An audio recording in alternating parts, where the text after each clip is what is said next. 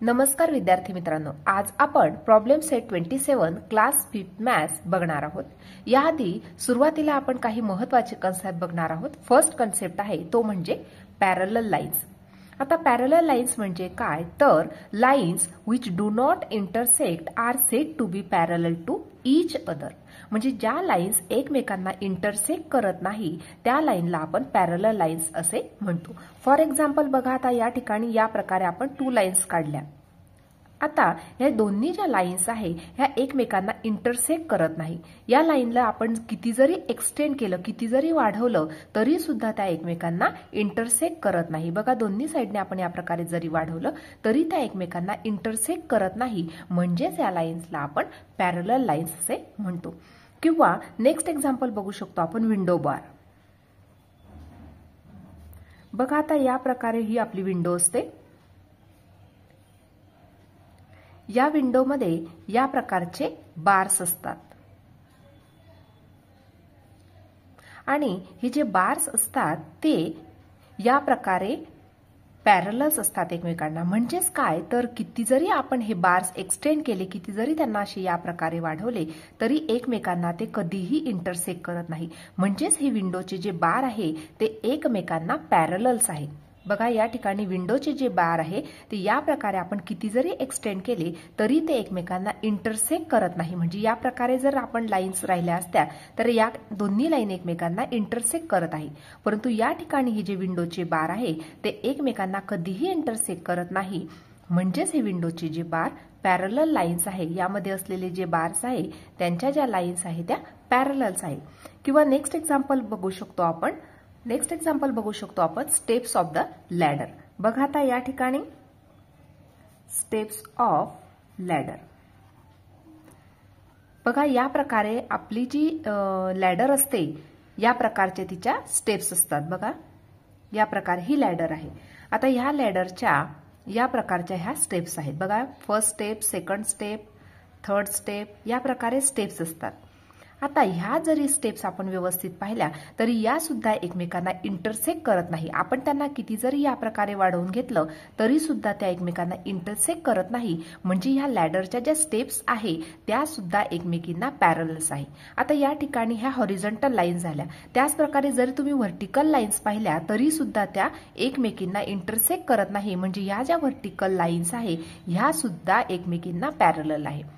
म्हणजे या ठिकाणी आपल्याला पॅरलल लाईनचा कन्सेप्ट समजला, तो म्हणजे अशा लाईन्स ज्या एकमेकींना कधीही इंटरसेक्ट करत नाही त्या लाईन्सला आपण पॅरलल लाईन्स असे म्हणतो।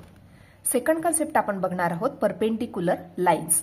When two lines form an angle of 90 degree with each other, they said to be perpendicular to each other. बघा, आता या ठिकाणी काय दिलेलं आहे, जेव्हा 2 लाईन्स एकमेकींना इंटरसेक्ट करून जेव्हा 90 डिग्रीचा अँगल तयार करत आहेत तेव्हा त्या लाईन एकमेकींना परपेंडिक्युलर आहेत असे म्हटलेले आहे। बघा, आता या ठिकाणी या प्रकारची एक लाईन आहे आणि या प्रकारे एक लाईन आहे। आता या ठिकाणी दोन्ही ज्या लाईन आहे या ठिकाणी इंटरसेक्ट तर होत आहे आणि या ठिकाणी 90 डिग्रीचा अँगल तयार करत आहे। म्हणजे या लाईन्स एकमेकींना परपेंडिक्युलर आहे।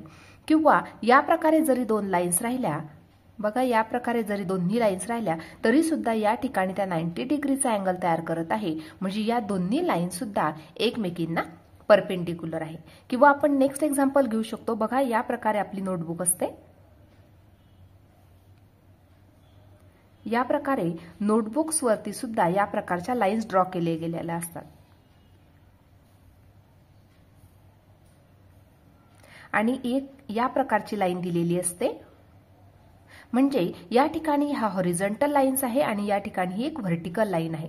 आता या ठिकाणी ही व्हर्टिकल लाईन आणि हॉरिझॉन्टल लाईन या ठिकाणी एक अँगल तयार होत आहे, दोन्ही एकमेकींना इंटरसेक्ट करत आहे आणि या ठिकाणी एक अँगल तयार होत आहे तो म्हणजे 90 डिग्रीचा। म्हणजेच या ठिकाणी या ज्या लाईन्स आहे या एकमेकींना परपेंडिक्युलर आहे। म्हणजे या प्रकारे आपल्याला जेव्हा असं समजतं की जेव्हा 2 लाईन्स एकमेकींना इंटरसेक्ट करून त्या ठिकाणी 90 डिग्रीचा अँगल तयार करत आहे म्हणजेच त्या दोन्ही लाईन परपेंडिक्युलर आहेत। आता आपल्याला पॅरलल लाईन्स म्हणजे काय आणि परपेंडिक्युलर लाईन्स म्हणजे काय हा कन्सेप्ट अगदी व्यवस्थित समजलेला आहे। आता आपल्याला प्रॉब्लेम सेट 27 बघायचा आहे। Question number 1, give 2 examples of parallel lines you can see in your environment. बघा आता आपल्याला पॅरलल लाईनचे 2 एक्झाम्पल्स राईट डाऊन करायचे. फर्स्ट एक्झाम्पल आपण राईट डाऊन करू शकतो तो म्हणजे ब्लॅकबोर्ड. बघा आता या ठिकाणी या प्रकारे आपल्या स्कूलमध्ये प्रत्येकाच्या स्कूलमध्ये या प्रकारचा हा ब्लॅकबोर्ड असतो. आता जर तुम्ही व्यवस्थित या ब्लॅकबोर्डचे निरीक्षण केलं तर या ठिकाणी ह्या ज्या त्याच्या ज्या समोरासमोरच्या ज्या एजेस आहेत बघा या प्रकारची ही स्टार्टिंगची लाईन आणि ही लाईन ह्या ज्या समोरासमोरच्या एजेस आहे या दोन्ही एकमेकींना पॅरलल आहे. म्हणजे किती जरी आपण त्या लाईनला आपण एक्सटेंड केलं या प्रकारे तरी सुद्धा त्या एकमेकींना इंटरसेक्ट करत नाही. म्हणजेच या दोन्ही लाईन एकमेकींना पॅरलल आहे. किंवा आपण सेकंड एक्झाम्पल घेऊ शकतो ते म्हणजे रुलर. बघा आता प्रत्येकाकडे कंपास पेटीमध्ये या प्रकारची स्केल असते तिलाच आपण रुलर असे म्हणतो. या ठिकाणी सुद्धा याच्या ज्या समोरासमोरच्या ज्या एजेस आहे बघा या प्रकारच्या ज्या समोरासमोरच्या एजेस आहे या सुद्धा एकमेकींना पॅरलल आहे. त्या एकमेकींना कधीही इंटरसेक्ट करत नाही. बघा ही लाईन आणि ही खालची लाईन या कधीही एकमेकींना इंटरसेक्ट करत नाही. म्हणजेच या लाईन काय आहे एकमेकींना पॅरलल आहे. म्हणजेच आपण सांगू शकतो ब्लॅकबोर्डच्या या प्रकारच्या फ्रंट एजेस आणि रुलरच्या सुद्धा या फ्रंट एजेस एकमेकींना पॅरलल आहे. Question number 2 give 2 examples of perpendicular lines you can see in your environment. आता या ठिकाणी आपल्याला परपेंडिक्युलर लाईन्सचे 2 एक्झाम्पल आपल्याला राईट डाऊन करायचे. फॉर एक्झाम्पल बघा या प्रकारे टेबल असतो प्रत्येकाच्या स्कूलमध्ये असतो किंवा प्रत्येकाच्या घरी या प्रकारचा टेबल असतो. आता या ठिकाणी त्याचे या प्रकारचे लेग्स आहेत. टेबलचे 4ही लेग्स आहे.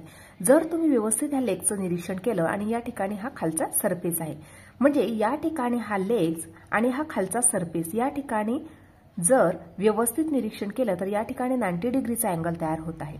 म्हणजेच हा लेग्स आणि हा खालचा सरफेस यामध्ये किती डिग्रीचा अँगल तयार होत आहे 90 डिग्रीचा. म्हणजेच ही लेग्स आणि सरफेस ह्या दोन्ही लाईन्स एकमेकींना परपेंडिक्युलर आहे. म्हणजे फर्स्ट एक्झाम्पल आपण राईट डाऊन करू शकतो table legs and its surface. यामध्ये सुद्धा 90 डिग्रीचा अँगल तयार होत आहे. म्हणजेच या लाईन एकमेकींना परपेंडिक्युलर. या ठिकाणी सुद्धा बघा 90 डिग्रीचा अँगल या प्रकारे तयार होत आहे. म्हणजे टेबलचे जे लेग्स आहे आणि खालचा जो सरफेस आहे यामध्ये 90 डिग्रीचा अँगल तयार होत आहे. म्हणजेच या लाईन एकमेकींना परपेंडिक्युलर आहे. सेकंड एक्झाम्पल आपण राईट डाऊन करू शकतो. बघा आपण रस्त्यावरून जाताना आपल्याला या प्रकारचे हे पोल दिसतात. लाईटचे पोल असतात बरोबर. या ठिकाणी हा लाईट असतो या प्रकारे.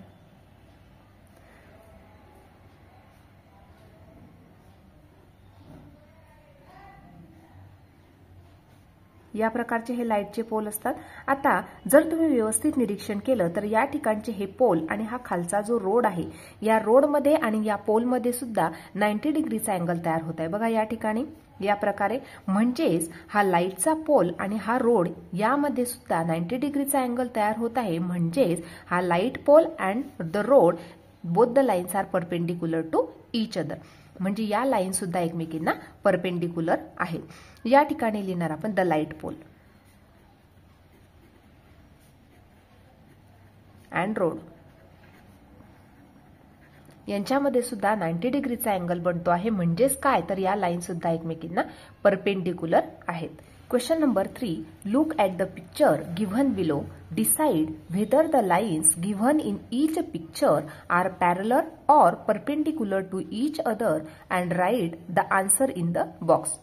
आता या ठिकाणी बघा फर्स्ट दिलेला आहे. या ठिकाणी दोन्ही लाईन एकमेकींना पॅरलल आहे म्हणून या ठिकाणी पॅरलल लाईन्स राईट डाऊन केला आहे.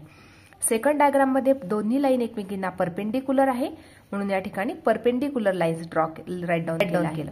थर्ड याच्यामध्ये डायग्राम मध्ये बघा दोन्ही लाईन्स एकमेकींना पॅरलल आहे म्हणून या ठिकाणी लिहिणार आपण पॅरलल लाईन्स. नेक्स्ट लाईन सुद्धा कशा आहे पॅरलल आहे कारण त्या किती जरी आपण वाढवल्या तरी त्या एकमेकींना कधीही इंटरसेक्ट करणार नाही. म्हणजे या लाईन सुद्धा काय आहे पॅरलल लाईन्स आहे. Parallel lines.